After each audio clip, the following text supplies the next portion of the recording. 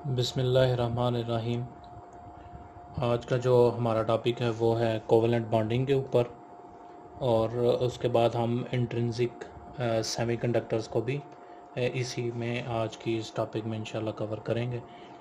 तो covalent bonding कौन सी है? वो जो हमारे पास जितने भी जिस तरह सेमीकंडक्टर मटेरियल्स हैं वो आपस में आप देखेंगे जिस तरह सिलिकॉन ही है वो आपस में जुड़े होते हैं, जितने भी और सेमीकंडक्टर जुड़े होते हैं वो किस तरह से आपस में बाइंड हुए होते हैं। तो वो जो वजह होती है उनका आपस में बाइंड होने की, वो ये कोवेलेंट बॉन्डिंग होती है। इससे पहले हम देखते हैं कि हमने देखा है कि जो आपके एलिमेंट्स के अंदर एटम्स होते हैं, जो एक एटम होता है उसके अंदर तीन तरह की चीज़ें पाई जाती हैं। वो तीन वो क्या होती हैं कि उसके अंदर इलेक्ट्रॉन्स होते हैं, उसके बाद प्रोटॉन्स होते हैं और न्यूट्रॉन्स होते हैं। ये तीन चीज़ें एक एटम के अंदर पाई जाती हैं। इन तीनों में से जो दो चीज़ें हैं ये एटम के न्यूक्लियस में होती हैं, और ये जो इलेक्ट्रॉन्स हैं ये इस न्यूक्लियस के इर्द गिर्द रिवॉल्व कर रहे होते हैं। इसका कुछ इस तरह से आप आइडिया ले लें कि ये आपके पास न्यूक्लियस है, इस न्यूक्लियस के इर्द गिर्द इलेक्ट्रॉन्स अपने शेल के अंदर रिवॉल्व कर रहे होते हैं।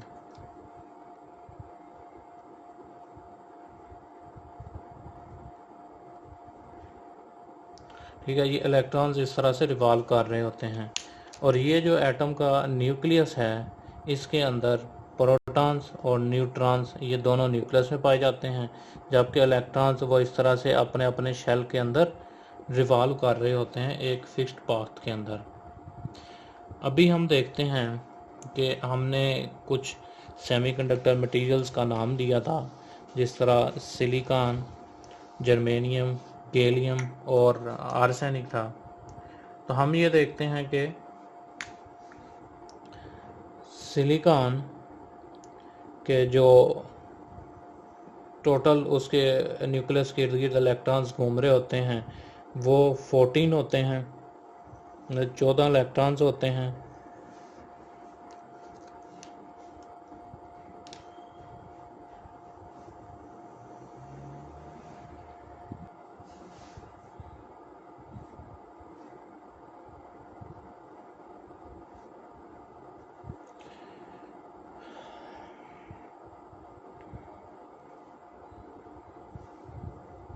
ये हमारे पास एक सिलिकॉन का एटम है जिसके न्यूक्लियस के इर्द गिर्द 14 इलेक्ट्रॉन्स रिवॉल्व कर रहे होते हैं, 14 इलेक्ट्रॉन्स इसके होते हैं। लेकिन जो सबसे आउटर मोस्ट शेल होता है उसके अंदर 4 इलेक्ट्रॉन्स हैं, 4 इलेक्ट्रॉन्स आउटर मोस्ट शेल में होते हैं।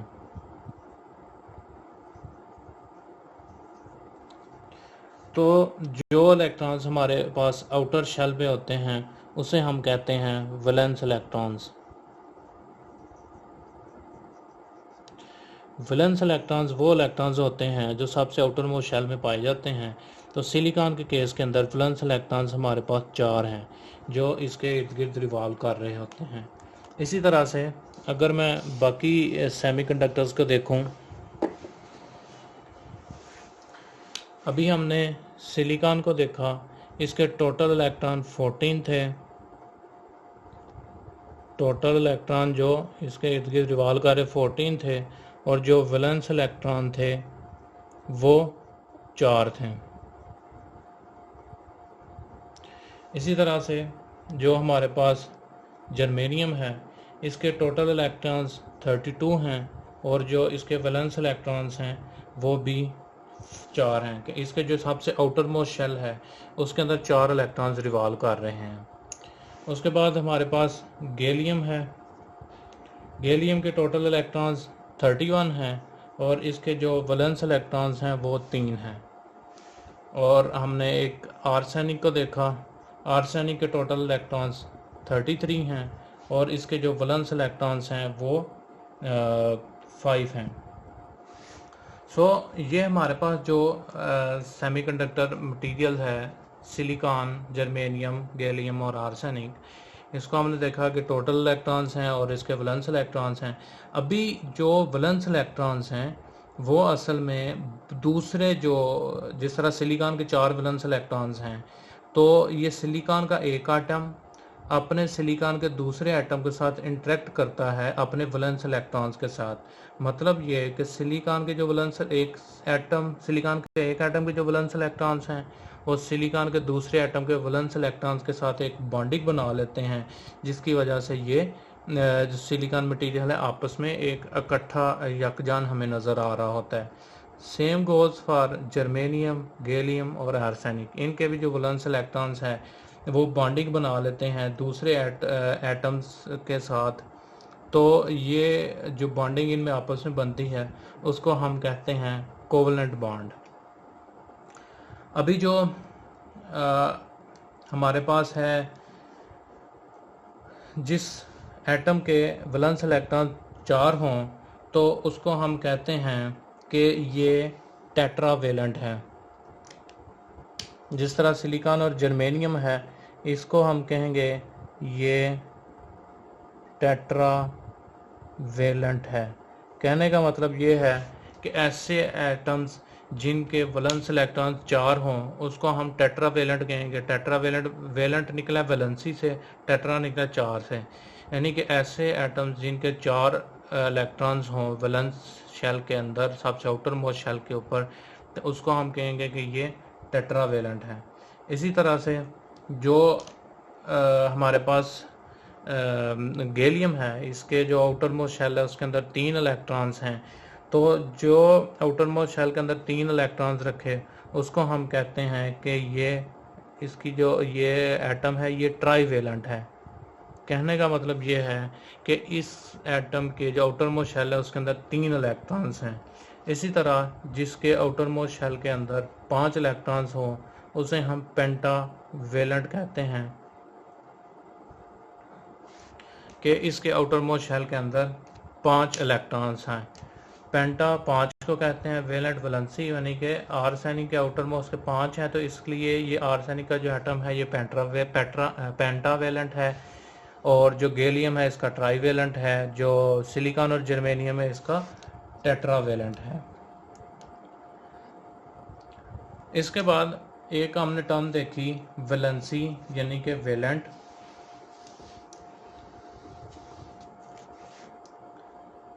टर्म जो वैलेंसी है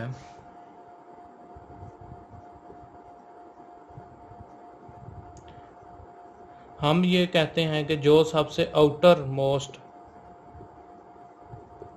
शेल के अंदर इलेक्ट्रॉन्स होते हैं वो डिसाइड करते हैं कि किसी भी एटम की वैलेंसी क्या है। और आउटर मोस्ट शेल को वैलेंस शेल कहने का मतलब ये होता है कि ये ऐसा शेल होता है कि जिसके ऊपर हमें लोएस्ट एनर्जी इसको देनी पड़ेगी इस शेल को, कि इसके अंदर से हम, इस एटम के अंदर से इलेक्ट्रॉन्स निकाल सकें। Lowest energy required to remove electron. कहने का मतलब ये है कि अगर आपके पास ये न्यूक्लियस है, ये एक शेल है, ये दूसरा शेल है, और दूसरे शेल के अंदर एक वैलेंस इलेक्ट्रॉन इस तरह से फर्ज किया पड़ा हुआ है, कोई एक इलेक्ट्रॉन ना, तो मुझे, और एक इलेक्ट्रॉन लेट्स सपोज इधर पड़ा हुआ है, जस्ट फॉर एग्जांपल, जो इलेक्ट्रॉन सबसे बाहर है, न्यूक्लियस से दूर है, इसके ऊपर न्यूक्लियस कम फोर्स लगा रहा होता है अपनी तरफ इसको खींचने के लिए, क्योंकि ये न्यूक्लियस से दूर होता है। लिहाजा इसको हमें एटम से इस वाले इलेक्ट्रॉन को बाहर निकालने के लिए बड़ी थोड़ी एनर्जी चाहिए होगी। इस वजह से हम इस जो सबसे आउटर मोस्ट शेल होता है इसको वैलेंस शेल कहते हैं, जिसके अंदर वैलेंस इलेक्ट्रॉन्स पड़े होते हैं। लेकिन जो एनर्जी हमें न्यूक्लियस के करीब वाले इलेक्ट्रॉन को बाहर निकालने के लिए चाहिए होगी वो ज़्यादा होगी, क्योंकि इसके ऊपर न्यूक्लियस ज़्यादा फोर्स एक्सर्ट कर रहा है। तो इस वजह से जो हमारे पास आउटर शेल होता है हम इसको वैलेंस शेल कहते हैं, और इसके अंदर वैलेंस इलेक्ट्रॉन्स होते हैं जो किसी भी एटम की वैलेंसी को डिसाइड करते हैं कि उसकी कितनी वैलेंसी होगी। अभी हम ये देखते हैं कि हमने तो ये कह दिया कि जो आउटर मोस्ट इलेक्ट्रॉन्स हैं किसी भी एटम के, वो इंटरेक्ट करते हैं दूसरे एटम्स के साथ और वो डिसाइड करते हैं, मतलब बॉन्डिंग बनाते हैं बाकी एटम्स के साथ। तो वो किस तरह से होता है? अभी हमने देखा कि सिलिकॉन जो है उसके 4 इलेक्ट्रॉन्स हैं। तो हम देखते हैं कि सिलिकॉन ही के दूसरे एटम के साथ किस तरह से बॉन्ड बनाता है। ये दूसरा एटम पड़ा हुआ है सिलिकॉन का, इस तरह से सिलिकॉन का एटम, एक सिलिकॉन ये पड़ा है,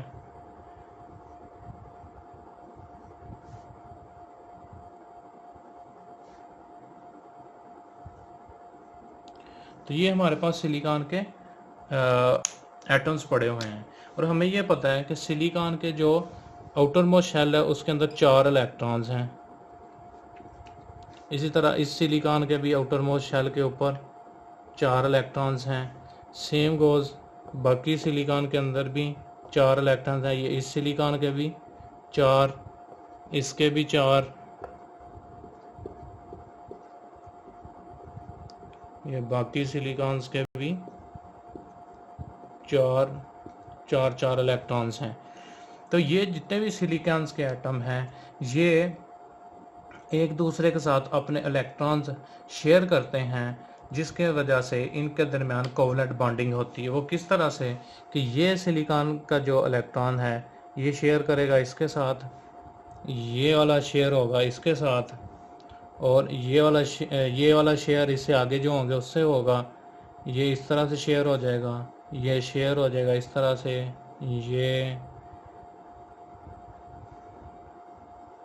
ये सारे जो इलेक्ट्रॉन्स हैं ये साथ वाले एक दूसरे के जो एटम्स हैं वो एक दूसरे के साथ शेयर करेंगे। इसी तरह से ये बाकी जो पड़े पड़े होंगे उनके साथ ये सारे शेयर करेंगे।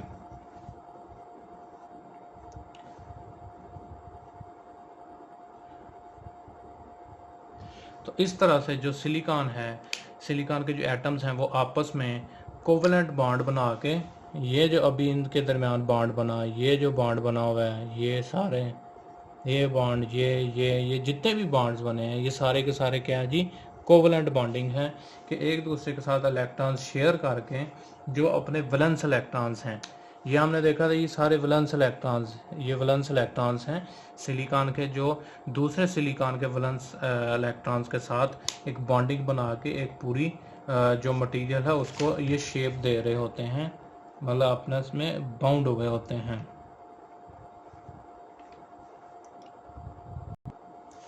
सो कोवलेंट बॉन्डिंग की अगर हम डेफिनेशन देखें, कोवलेंट बॉन्डिंग की डेफिनेशन क्या होगी कि बॉन्डिंग ऑफ एटम्स, मतलब एटम्स का आपस में जुड़ना, उस किस वजह से, स्ट्रेंथन्ड बाय शेयरिंग ऑफ इलेक्ट्रॉन्स, के एक दूसरे के साथ इलेक्ट्रॉन्स शेयर करें, तो उसको हम कहते हैं ये कोवलेंट बॉन्डिंग है। यानी कि इस तरह की जो बॉन्डिंग है उसको हमने नाम दिया हुआ है कि ये कोवलेंट बॉन्डिंग है। अभी तो हमने देखा था कि सिलिकॉन एटम के साथ ही बॉन्डिंग को, अभी हम ये देखते हैं, ये था सिंगल, जो अभी हमने पहले उसका देखा वो था सिंगल क्रिस्टलाइन। अभी हम देखते हैं कंपाउंड क्रिस्टलाइन, कंपाउंड सेमीकंडक्टर्स को, जिस तरह से गैलियम आर्सेनाइड था, इसका स्ट्रक्चर हम देखते हैं किस तरह से होगा। गैलियम आर्सेनाइड हमने अभी देखा कि जो आर्सेनाइड है उसके 5 वैलेंस इलेक्ट्रॉन्स होते हैं। हमने ये देखा था कि जो आर्सेनाइड है इसके 5 वैलेंस इलेक्ट्रॉन्स होते हैं, और जो गैलियम है इसके हमारे पास जो वैलेंस इलेक्ट्रॉन्स होते हैं वो 3 होते हैं।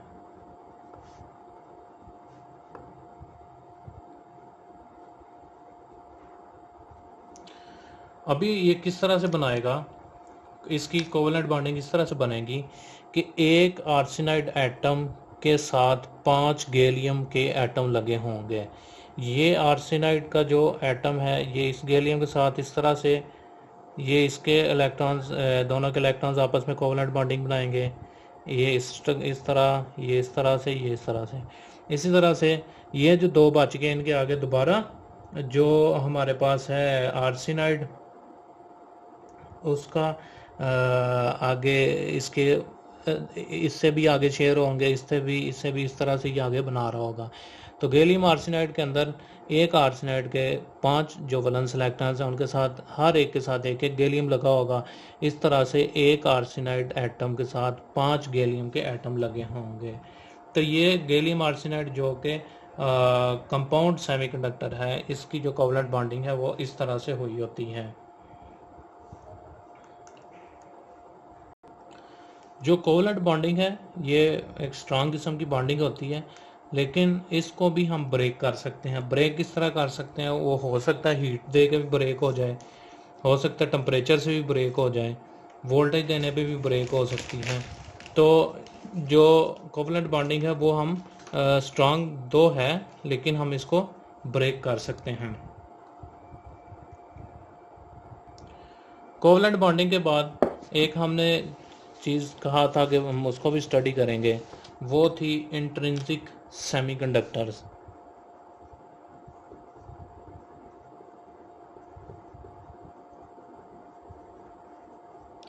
इंट्रिंसिक सेमीकंडक्टर, इंट्रिंसिक कहते हैं कि ऐसे सेमीकंडक्टर जो कुदरती तौर पे पाए जाएं। तो ऐसे सेमीकंडक्टर जो केयरफुली रिफाइन किए जाएं और उसके अंदर से प्योरिटीज़ ख़त्म कर दी जाएं या वेरी लो लेवल हो, तो उसको हम कहते हैं ये intrinsic semiconductor. So intrinsic semiconductor ऐसे सेमीकंडक्टर हैं, any semiconductor material that can be carefully refined to reduce impurities as pure as possible. कहने का मतलब ये है कि इंट्रिंसिक सेमीकंडक्टर ऐसे सेमीकंडक्टर्स हैं जिसके अंदर से आप इम्प्योरिटीज़ को रिमूव कर दें और उस हद तक रिमूव कर सकते हैं जितना उस वक्त की जो टेक्नोलॉजी है वो उस चीज़ को प्योर कर सकती हो। मतलब अगर सिलिकॉन है तो सिलिकॉन हमें अक्सर रेत के सैंड की शक्ल में मिलती है, तो आप उसके अंदर से सिर्फ सिलिकॉन को एक्सट्रैक्ट करेंगे तो वो जो प्योर सिलिकॉन आपके पास होगी उसको हम इंट्रिंसिक सेमीकंडक्टर कहेंगे कि ये बिल्कुल प्योर है। इसी तरह से जर्मेनियम है, जर्मेनियम भी आप प्योर फॉर्म में लेंगे तो वो भी आपका इंट्रिंसिक सेमीकंडक्टर होगी। उसके बाद ये है कि ये तो हो गया इंट्रिंसिक सेमीकंडक्टर। उसके बाद एक और चीज़ है कि हम अगर हीट अप करें, हीट का जो इफ़ेक्ट है वो सेमीकंडक्टर पे किस तरह का होगा, क्योंकि हम अगर किसी चीज़ से कोई मटेरियल लेकर कोई चीज़ बनाए तो हमें उस मटेरियल की पूरी प्रॉपर्टीज़ का पता होना चाहिए। तो इसीलिए से हम देखते हैं कि अभी हीट की वजह से हीट का इफ़ेक्ट क्या होगा सेमीकंडक्टर्स पे। इसी तरह से कंडक्टर्स पे क्या इफ़ेक्ट होगा। जब हम हीट देते हैं तो कंडक्टर्स की जो रेजिस्टेंस है, यानी कि इसकी जो रेजिस्टेंस है करंट के फ्लो के अंदर रुकावट जौन सी है वो इंक्रीज़ हो जाती है हीट की वजह से। हीट की वजह से जो कंडक्टर की रेजिस्टेंस है वो इंक्रीज़ हो जाती है। लेकिन सेमीकंडक्टर की सूरत में क्या होता है कि सेमीकंडक्टर की सूरत में जो रेजिस्टेंस है वो डिक्रीज़ हो जाती है। हीट दी सेमीकंडक्टर को, सेमीकंडक्टर से रेजिस्टेंस जो है वो डिक्रीज़ हो जाती है। कंडक्टर की रेजिस्टेंस इंक्रीज़ हो जाती है, सेमीकंडक्टर की रेजिस्टेंस डिक्रीज़ हो जाती है। इस वजह से हम कहते हैं कि जो सेमीकंडक्टर है इसका नेगेटिव टेम्परेचर कोफिशिएंट होता है, और जो कंडक्टर है इसको हम कहते हैं कि इसका पॉजिटिव टेम्परेचर कोफिशिएंट होता है। पॉजिटिव टेम्परेचर कोफिशिएंट और दूसरा negative temperature coefficient. Negative temperature coefficient ये होता है कि आप हीट इंक्रीज़ करो, टेम्परेचर इंक्रीज़ करो तो जो उसकी रेजिस्टेंस है वो डिक्रीज़ हो जाए। पॉजिटिव टेम्परेचर कोफिशिएंट ये होता है हीट इंक्रीज़ करो, रेजिस्टेंस इंक्रीज़ हो जाए। अब इसका हमें नुकसान क्या है? नुकसान अगर कंडक्टर्स देखें तो कंडक्टर्स वो होते हैं जो इलेक्ट्रिसिटी को आसानी से पास कर देते हैं, लेकिन अगर हीट कर देते हैं वो रेजिस्टिव हो जाएंगे, तो हमें अपने पाथ फ्लो के अंदर, करंट के फ्लो के अंदर रेजिस्टेंस आएगी जिसकी वजह से ज़्यादा हीट जनरेट होने का चांस होता है। और उसकी वजह से जो कंडक्टर है वो भी जल्दी डिग्रेड हो जाते हैं। उसके बरक्स जो हमारे पास सेमीकंडक्टर है जो कि रेजिस्टिव इसकी रेजिस्टेंस डिक्रीज़ हो जाती है जब हम हीट को इंक्रीज़ करते हैं। डिक्रीज़ होने की वजह से क्या होगा, करंट ज़्यादा फ़्लो करेगा। ज़्यादा करंट फ़्लो करने की वजह से जो हमारे पास हीट है वो इंक्रीज़ होगी और हमारे अक्सर देखा होगा कि जो हम इलेक्ट्रॉनिक डिवाइसेस यूज़ कर रहे हैं हीट की वजह से वो ख़राब हो जाती हैं। सो सेमीकंडक्टर के अंदर ये होता है कि जब डिक्रीज़ हुई रेजिस्टेंस, करंट इंक्रीज़ हुआ, हीट इंक्रीज़ हुई और वो बर्न आउट हो जाते हैं। तो इस कंडक्टर्स के अंदर हमारे पास जो करंट का फ़्लो है वो इसके अंदर रुकावट बन जाता है, जिसकी वजह से हमें जो वोल्टेजेस हैं वो भी कम मिलते हैं और इसके अंदर भी हमारी डिवाइसेस के जलने का ख़तरा होता है। तो उम्मीद करता हूँ कि आपको सेमीकंडक्टर्स के अंदर जो मटेरियल बना हुआ है किस चीज़ से बनी हुई इंट्रिंसिक की समझ आ गई है, आपस में किस तरह जुड़े होते हैं, कोवलेंट बॉन्डिंग की अंडरस्टैंडिंग होगी। अगर आपको इस चीज़ समझ आई है तो चैनल को ज़रूर सब्सक्राइब करें।